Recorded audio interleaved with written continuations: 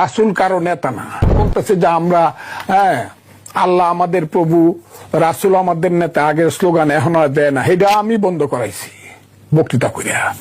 রাসূল কারো নেতা না। বীর মুক্তিযোদ্ধা অ্যাডভোকেট ফজলুর রহমানের জানাজা নবীর দুশমনরা পড়ার দরকার নাই, আর জানাজা পড়বে আশিক রাসূল সুন্নি আলেমরা। ঠিক কিনা বলে? রাজাকারের কোনো প্রয়োজন নাই মুক্তিযোদ্ধার জানাজা আসায়, তোমরা দূরে থাকো। সে বীর মুক্তিযোদ্ধাদের অন্যতম হলো ফজলুর রহমান সাহেব। বেচারা সুন্নি দেখা আর রাজাকারের বিরুদ্ধে কথা বলে দেখা কিছু ভাইরা বলতেছে এই লোকের জানাজা যেন কোনো আলেম না পড়ে। এই বাংলাদেশি যারা চায় না তারা মুক্তিযোদ্ধাদের জানাজা পড়বে, এই আশা তো করা যায় না। আপনারা বীর মুক্তিযোদ্ধা অ্যাডভোকেট ফজলুর রহমান নামক একজন ব্যক্তি আসে, কিশোরগঞ্জের সন্তান। 1971 সালে তিনি বাংলাদেশকে স্বাধীন করার জন্য অস্ত্র হাতে নিয়ে এই দেশের এই ভূখণ্ডের মানুষের যারা শত্রু তাদের সাথে জিহাদ করে লড়াই করে এই দেশকে পবিত্র যারা করেছে, স্বাধীন যারা করেছে, সে বীর মুক্তিযোদ্ধাদের অন্যতম হলো ফজলুর রহমান সাহেব। বেচারা সুন্নি দেখা আর রাজাকারের বিরুদ্ধে কথা বলে দেখা কিছু ভাইরা বলতেছে এই লোকের জানাজা যেন কোনো আলেম না পড়ে।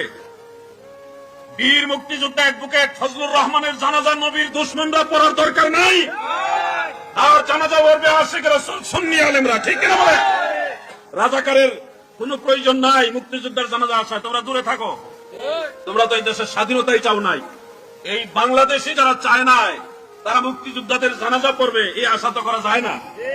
আপনারা বলেন ওই লোকে বলছিল বাংলাদেশে 12,000 দরবার আছে, এই দরবারের আউলিয়া যারা তাদেরকে আমি ভালোবাসি, হযরত শাহজালাল রহমাতুল্লাহ আলাইহিকে ভালোবাসি, সোনাকান্দা দরবার সব হক্কানি দরবারকে আমি ভালোবাসি।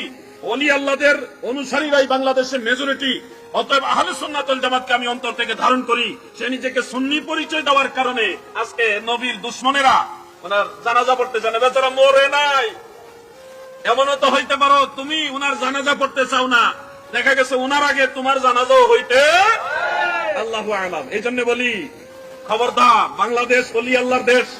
আল্লাহর ওলিরা মানুষদেরকে মায়া মহব্বত করে, মেহমানদারি করে, আদর স্নেহ দোয়া তাদেরকে পরকালের কত স্মরণ করায় দেয়, বিধায় মানুষের উপর উগ্র হয় না, মানুষকে আদব শিক্ষা দেয়, মানুষের প্রতি যে দরদ এটা শিক্ষা দেয়।